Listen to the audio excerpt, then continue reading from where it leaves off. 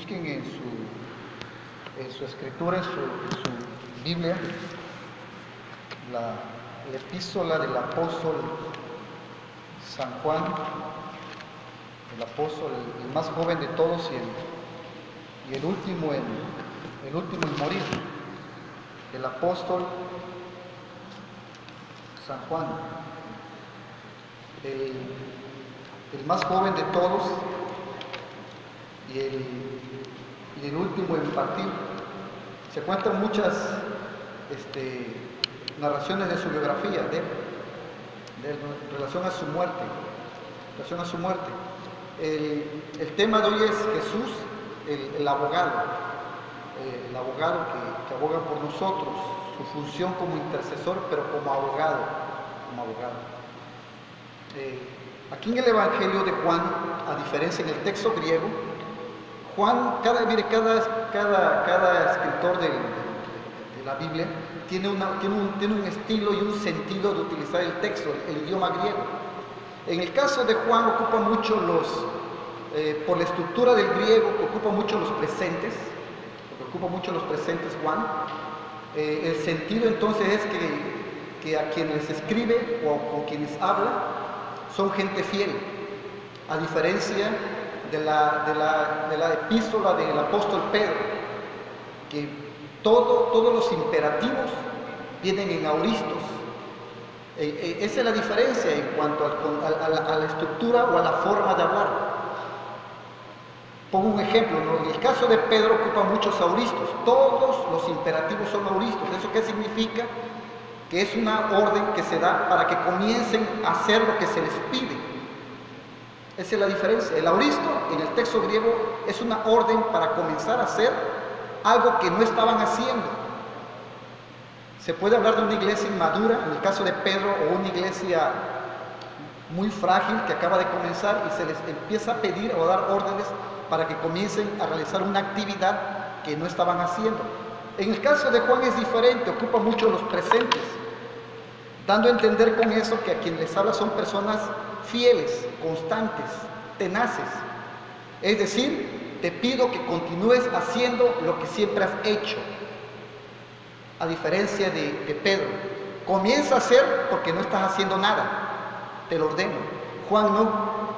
Juan dice, continúen haciendo lo que han venido haciendo.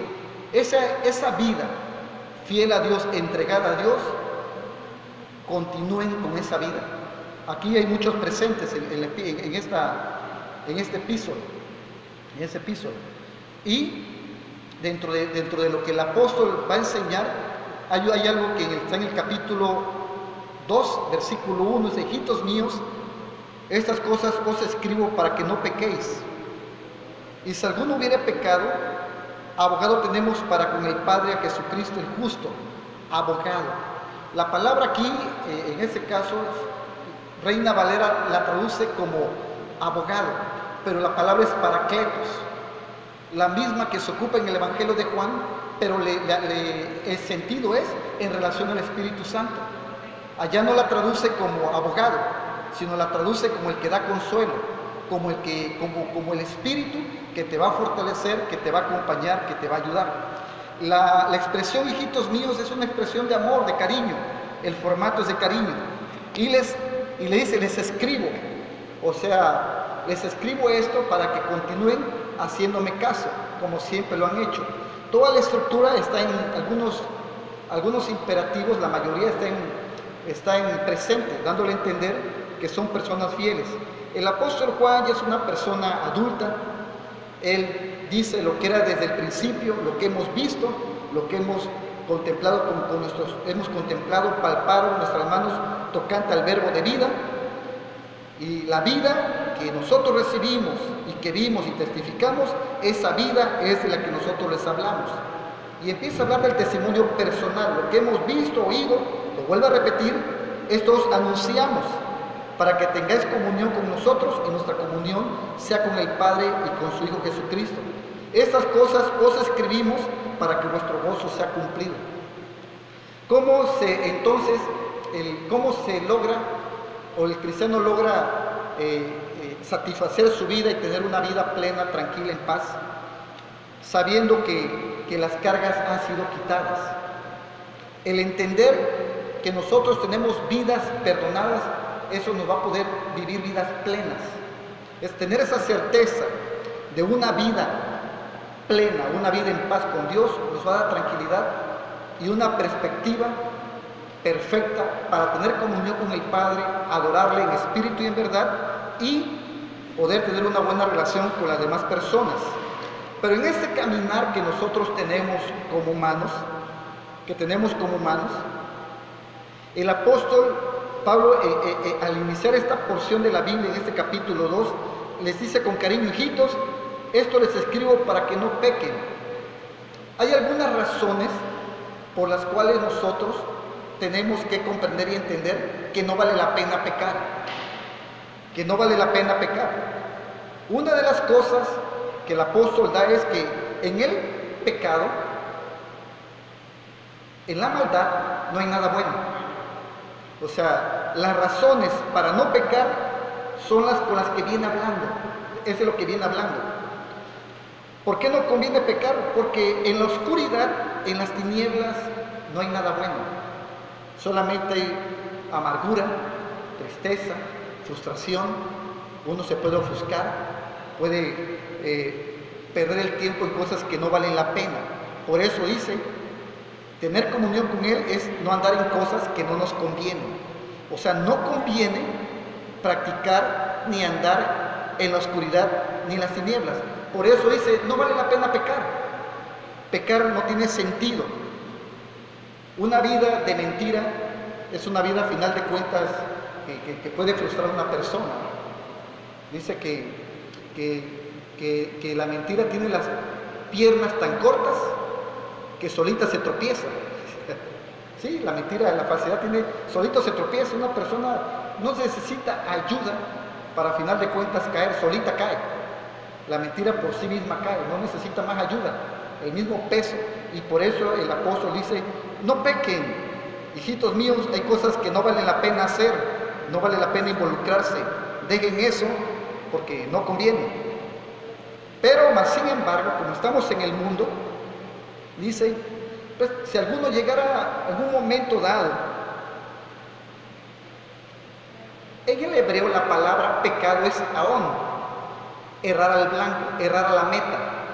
O sea, si alguno pierde el propósito de vida y se involucra en cosas que no son útiles, pues hay alguien que te pueda ayudar para que te puedas corregir y otra vez encauzar y enfocar tu vida, la que Dios te dio, tus recursos, lo que tú eres, y que te pueda ayudar, que puede abogar por ti. Si en un momento dado de la vida has tomado malas decisiones, hijo mío, si has tomado o has hecho cosas que en lugar de ayudarte te perjudican, que en lugar de hacer de ti una mejor persona o ser más útil o edificar tu vida y aportar a la comunidad a la que perteneces, erraste al blanco, pecaste, déjame decirte que hay alguien que es una persona que te va a tender la mano.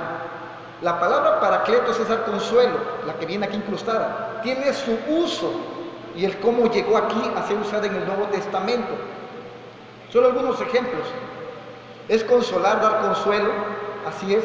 En Génesis 37-35, cuando a Jacob se entera de que José ha muerto, en la suposición de que murió, sus hijas y sus hijos vienen a darle consuelo, vienen a confortarlo. Ahí aparece la palabra paracletos en la Septuaginta. Igual en el profeta Isaías 61:2 vuelve a aparecer ahí la palabra paracletos, en donde se afirma que es dar consuelo, confortar a los que están de luto, es ayudar a una persona a sobrellevar una situación trágica. Paracletos está en voz pasiva, es decir, el que está ahí a tu lado o el que está haciendo la función, en este caso que aquí habla el apóstol de abogado, que si tú haces algo o has cerrado el blanco, hay alguien que fue colocado por alguien para que esté a tu lado, alguien con un llamado para que esté a tu lado, alguien que es llamado al lado de uno. Pero no solamente es la importancia, el por qué está a tu lado, sino la razón por la que se llama. ¿Cuál es la razón por la que se llama a una persona para que pueda abogar o estar al lado de otro? Es para que sea testigo a favor de alguien, abogado en la defensa de alguien. Miren, Filón hace una traducción de la palabra paracletos y un uso.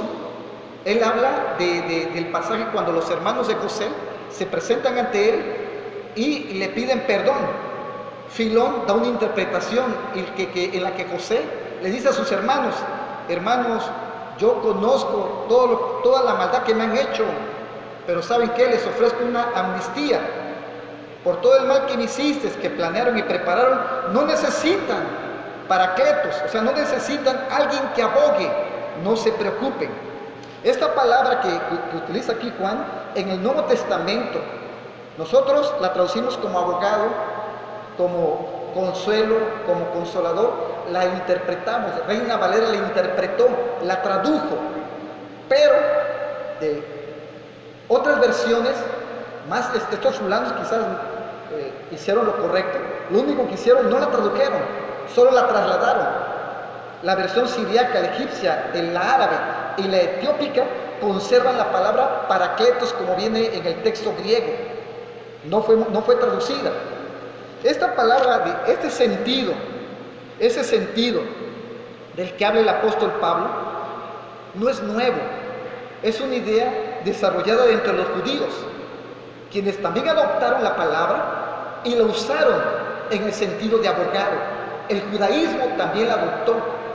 Es una palabra que fue usada contraria al acusador, contraria al asunto del fiscal. Es decir, paracletos era aquel que era contrario al acusador, una persona que defendía. Dentro del judaísmo se afirmaba, tal vez se afirma en la actualidad, si sigue esta tradición: si un hombre es citado ante el tribunal, necesita poderosos paracletoi, está en plural, que le salven. Y decían los judíos, el arrepentimiento y las buenas obras son sus paracletoi en el juicio de Dios. Toda la justicia y misericordia que haga un israelita en este mundo son gran paz y gran paracletoi entre él y su Padre del cielo.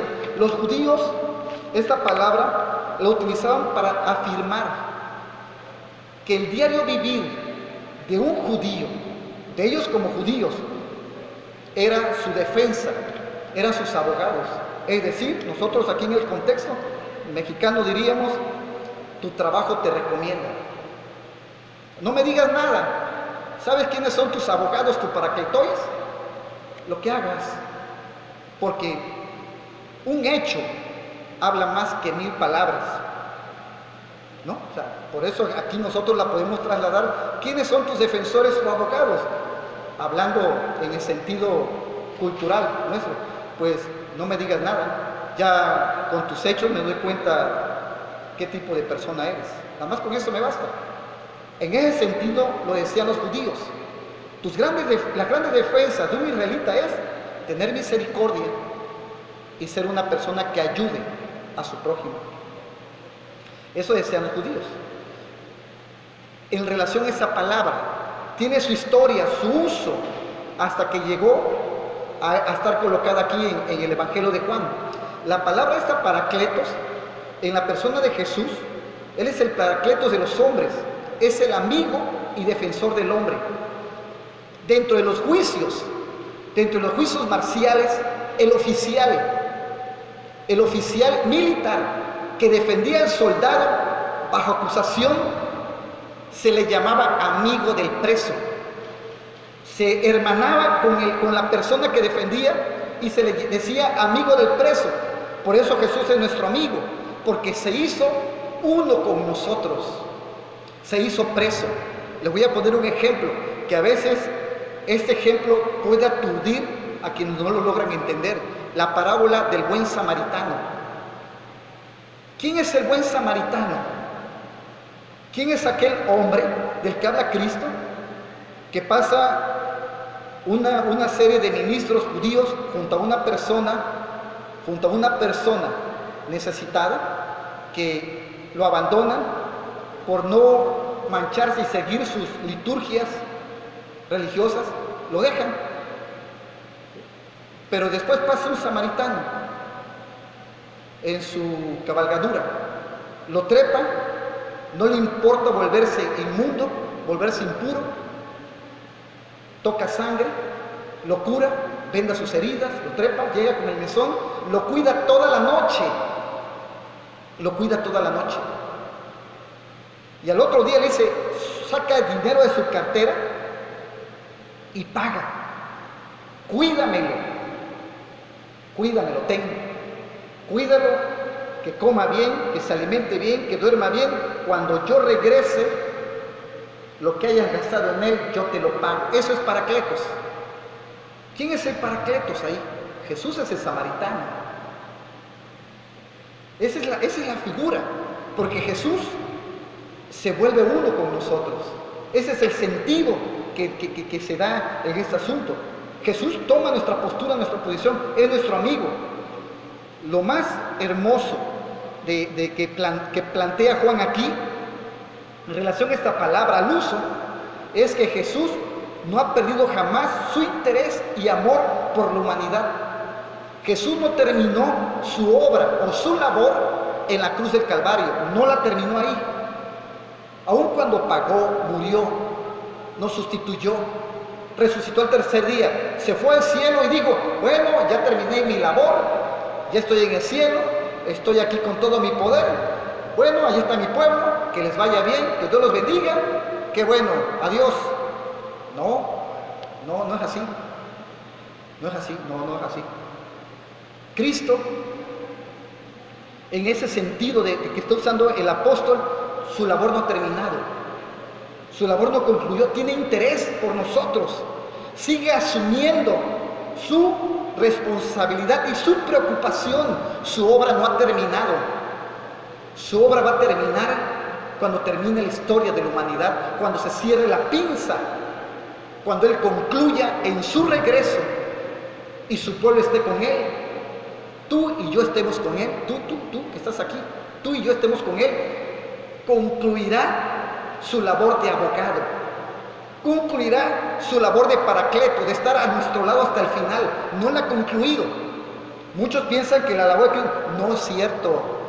Cristo no ha concluido su labor, la va a concluir cuando tú y yo estemos en la eternidad con Él, cuando estén los que tengan que estar con Él allá en la eternidad.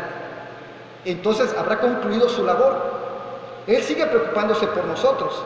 Por eso dice el apóstol, tenemos un abogado, tenemos una persona que se preocupa por nosotros, que no te deja, no te abandona en este camino, no te abandona, no ha terminado su labor, sigue asumiendo en lo profundo de su corazón la preocupación por nosotros, sigue abogando por cada uno de nosotros, por así decirlo, por el amigo preso.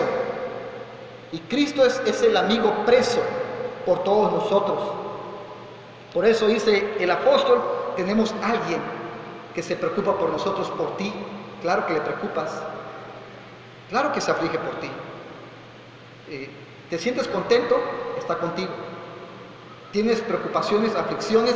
Cristo está contigo, no te va a dejar, no te va a abandonar. Su labor contigo no termina. Este sentido o esta idea de compañía la tiene el apóstol Pablo en una de las epístolas cuando dice, porque Jesucristo, la obra que comenzó contigo, no la va a terminar, no la da por terminada, sino la finiquitará, la acabará hasta su regreso, o hasta que terminemos aquí nuestra labor. Ese es el sentido de la palabra abogado. La abogacía de Jesús por nosotros no termina. Tú y yo, si Dios nos concede vivir los años que nos quedan en la tierra, los vamos a vivir. y vamos a partir con Él. Y los que se queden va a seguir abogando, va a seguir estando al lado de ellos, al lado de su pueblo, de su iglesia. Él no termina, porque por eso dice el apóstol, Él es la propiciación por nuestros pecados. La palabra propiciación es hilasmos, tiene varios sentidos dependiendo del uso. El uso que aquí le da el apóstol es que cuando el sujeto es entre los hombres el problema, el objetivo es del abogado, del intercesor, aplacar la ira o el coraje de la persona dañada u ofendida. Se le ofrece un trato y se le aplaca y se le pacifica. Ese es el sentido de hilasmos. Es decir, Dios a ti te va a ayudar en la vida a saberte relacionar con las personas, a saber perdonar y a saber otorgar perdón. Ni uno ni otro es fácil, ni dar perdón, ni recibirlo es sencillo. Se requiere la ayuda de Jesús, porque se requiere un corazón sencillo y humilde, tanto para otorgarlo como para recibirlo. Tanto el que otorga el perdón como el que lo recibe son liberados cuando se hace bajo la ayuda del abogado, del Paracletos, que es Jesús. Entonces la propiciación se cumple. A eso se refiere el apóstol. Si en su caminar tuvieron un problema de comunión, de comunicación, donde andaban ustedes unos con otros, y el pecado, la maldad, la oscuridad te quiere dañar, no hay problema. Tienes un abogado que te va a tender la mano, un abogado que te va a ayudar, te va a iluminar tu mente, tu corazón, y te va a ayudar a ver en dónde estuvo la situación y te va a ayudar a enmendarla. Figura de esto es cuando el apóstol Pablo le escribe a Filemón y le dice: Onésimo está conmigo en la cárcel, ya se convirtió al evangelio, ya va a salir de la cárcel Onésimo, yo te pido que lo perdones. El apóstol está haciendo la función de paracletos, de amigo al lado de otro, para restaurar una relación rota. No es fácil. Pero dice Filemón, haz de cuenta que soy yo el que te hizo el daño, y ponlo a mí cuenta. Así dice el apóstol Pablo. Esa es la función del paracletos. Se le dice al apóstol, mira, perdónalo. Si te debe algo, ponlo a mi cuenta. Trátalo como si fuera yo, le dijo el apóstol. Entonces, ese es el sentido de expiación que habla aquí Juan. Es decir, de relación entre y se requiere la ayuda de Dios. Ahora sí, por Dios santo, de veras que sí. Sí se requiere la ayuda del Señor para restaurarnos unos a los otros y tener esa comunión. No es sencillo, se requiere humildad, pedir perdón. Por eso dice, no pequéis, pero si tienes un problema, un pecado, pide ayuda a tu abogado. Él te va a ayudar. Te va a ayudar espiritualmente, emocionalmente, para que la propiciación por la situación que causó un rompimiento se pueda mejorar, se pueda restaurar. La segunda es en relación a Dios. Si el sujeto es Dios, es perdonar.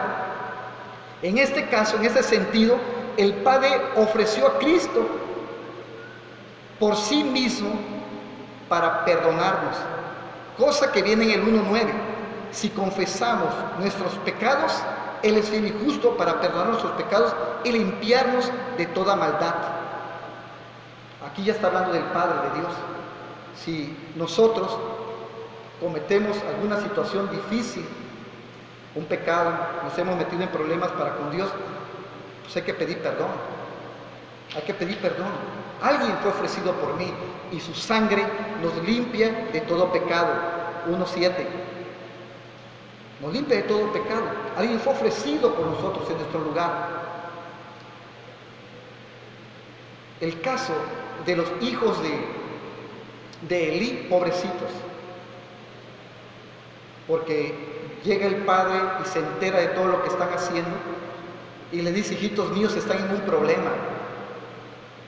Si hubieran hecho algo contra los hombres, no hay problema, eso se puede arreglar aquí. Pero lo que ustedes han tocado el dueño está allá arriba. Y ese sí es un asunto grave. En el caso de nosotros, hermanos, tenemos la dicha de recurrir al Padre. Job, hermanos, en el libro de Job hay una parte en el capítulo 35 donde él dice: ¿quién me diera saber en dónde se encuentra el Padre para que yo pudiera ir y presentar mi defensa? ¿Quién me diera ir en donde estuviera el Padre? Así dice Job. Yo quiero ir, quiero presentar mi defensa, dice. Nosotros, de verdad, Dios nos ha bendecido, porque sí tenemos a alguien que nos ha tendido la mano y nos ha perdonado nuestros pecados y nuestras iniquidades en Cristo Jesús. Cristo Jesús.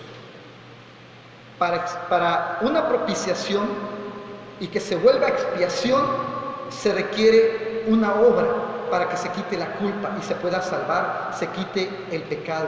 A eso la palabra hilasmos se traduce como expiación, limpieza y quitar el pecado. Para eso se requiere de un abogado delante del Padre.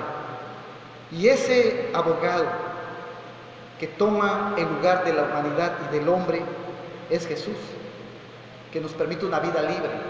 Por eso dice el apóstol Juan, nos invita a tener una vida tranquila y en paz. Si el Padre es luz y sabemos nosotros que en algunas situaciones de la vida hay cuestiones que nos pueden desviar del propósito por el cual Dios nos trajo a Él, que nos llamó a Él, tenemos a alguien que le podemos pedir ayuda para que nos pueda otra vez encauzar nuestra mente, nuestros pensamientos, nuestra fuerza y nuestros esfuerzos para volver a la senda en la que debemos de estar. Por eso, más adelante, dice en el 2:2, dice: os escribo a vosotros, hijitos, porque vuestros pecados os han sido perdonados por su nombre. Eso es lo que hace un paracletos, abogado. Libera, liberta, quita culpas, quita problemas, nos liberta, nos permite estar en paz con Dios y con uno mismo y con las personas que nos rodean.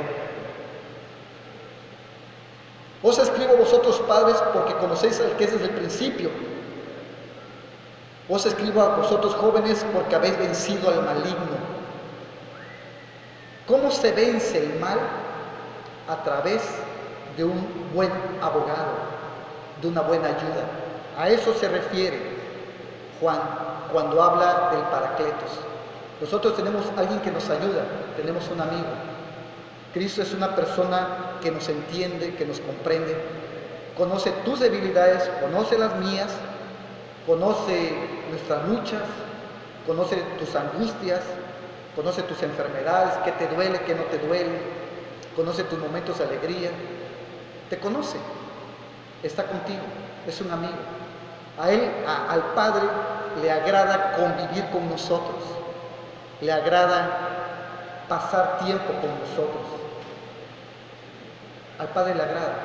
Por eso tenemos un abogado, tenemos un amigo que nos ha tendido la mano para quitarnos todas las cargas, cualquier situación que a nosotros nos impida servirle, vivir la vida plena que Él nos da, vivir la vida plena que Él nos ofrece.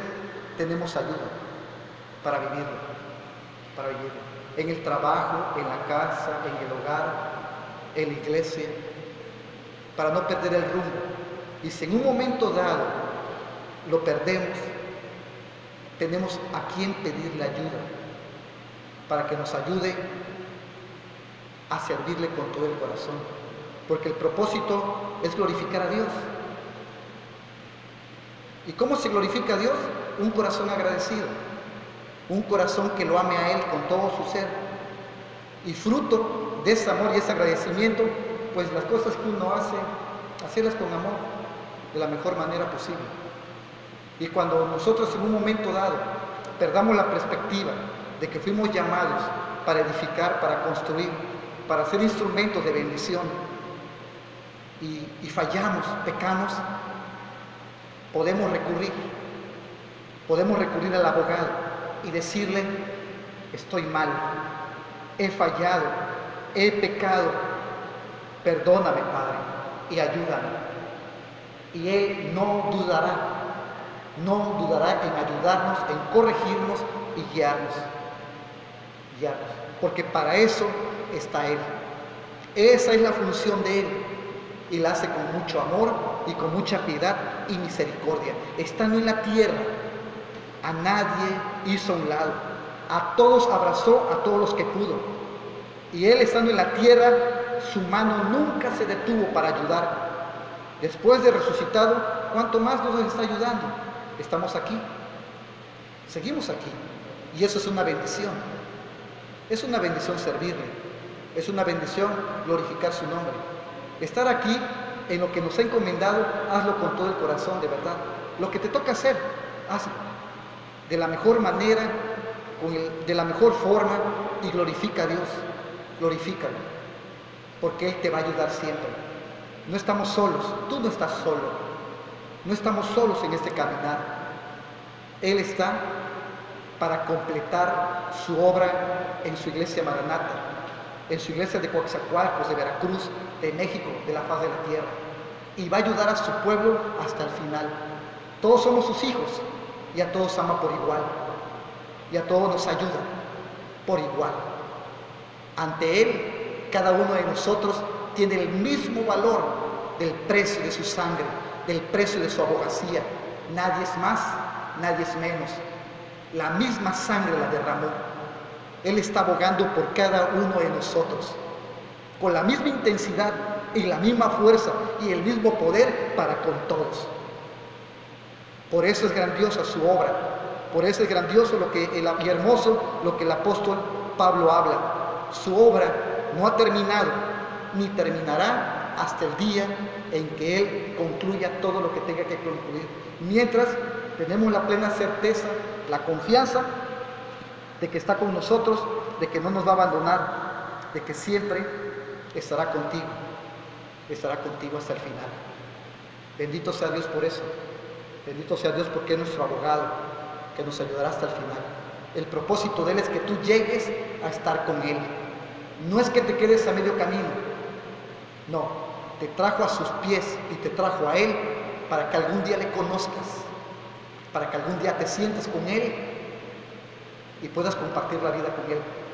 Josh McDowell dijo esta frase y está muy agradable.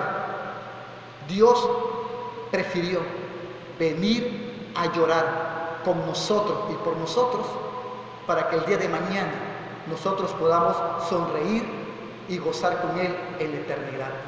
Por eso vino y por eso está contigo y conmigo y con su iglesia hasta el día de Cristo.